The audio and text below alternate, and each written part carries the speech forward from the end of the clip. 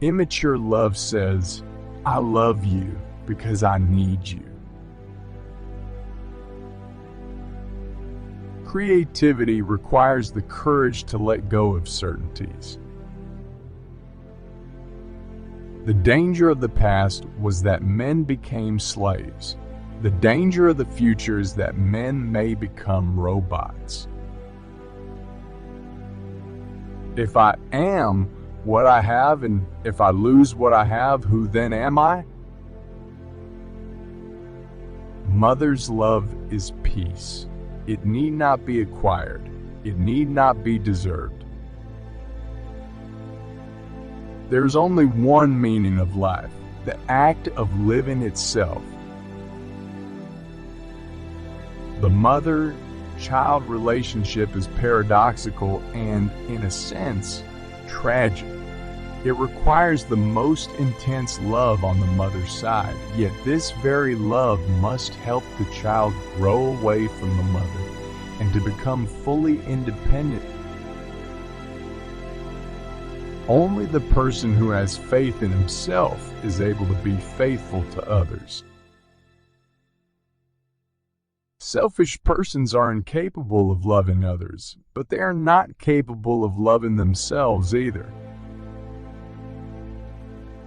Who will tell whether one happy moment of love or the joy of breathing or walking on a bright morning and smelling the fresh air is not worth all the suffering and effort which life implies? Not he who has much is rich, but he who gives much. Love is union with somebody or something outside oneself under the condition of retaining the separateness and integrity of one's own self. The only truly affluent are those who do not want more than they have. The successful revolutionary is a statesman, the unsuccessful one a criminal. Why should society feel responsible only for the education of children and not for the education of all adults of every age? Man always dies before he is fully born. As we ascend the social ladder, viciousness wears a thicker mask. In the 19th century, the problem was that God is dead.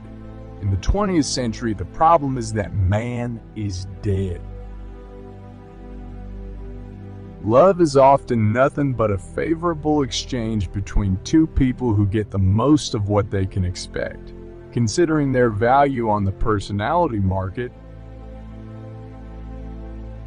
the capacity to be puzzled is the premise of all creation, be it in art or in science. Most people die before they are fully born. Creativeness means to be born before one dies. Authority is not a quality one person has, in the sense that he has property or physical qualities.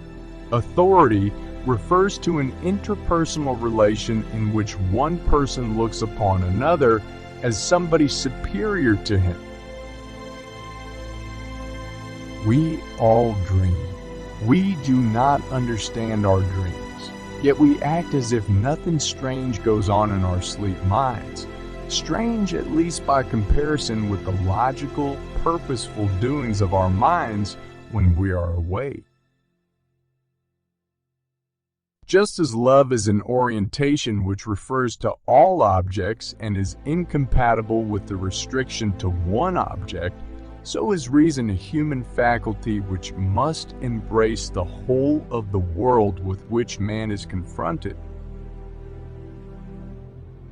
Greed is a bottomless pit which exhausts the person in an endless effort to satisfy the need without ever reaching satisfaction. In love, the paradox occurs that two beings become one and yet remain two.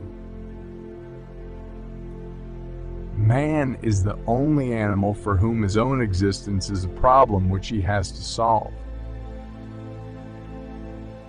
Man's main task in life is to give birth to himself, to become what he potentially is. The most important product of his effort is his own personality. There is no meaning to life except the meaning man gives his life by the unfolding of his powers. The task we must set for ourselves is not to feel secure, but to be able to tolerate insecurity. Love is the only sane and satisfactory answer to the problem of human existence. The quest for certainty blocks the search for meaning. Uncertainty is the very condition to impel man to unfold his powers.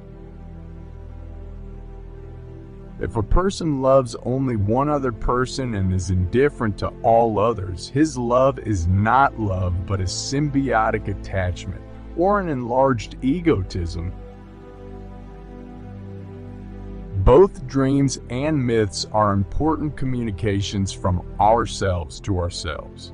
If we do not understand the language in which they are written, we miss a great deal of what we know and tell ourselves in those hours when we are not busy manipulating the outside world.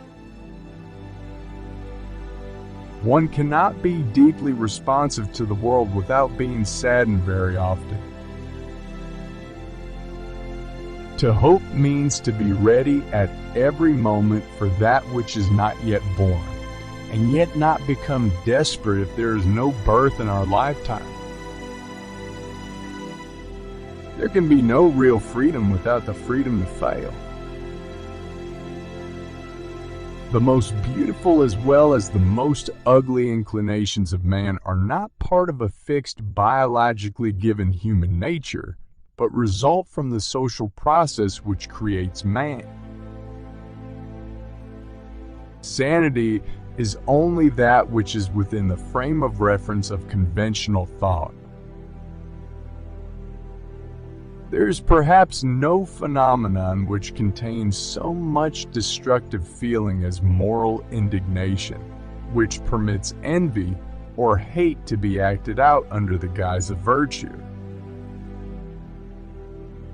There is hardly any activity, any enterprise which is started out with such tremendous hopes and expectations, and yet which fails so regularly as love. The ordinary man with extraordinary power is the chief danger for mankind, not the fiend or the sadist. To die is poignantly bitter, but the idea of having to die without having lived is unbearable. The psychic task which a person can and must set for himself is not to feel secure, but to be able to tolerate insecurity. We live in a world of things, and our only connection with them is that we know how to manipulate or to consume them. Man's biological weakness is the condition of human culture.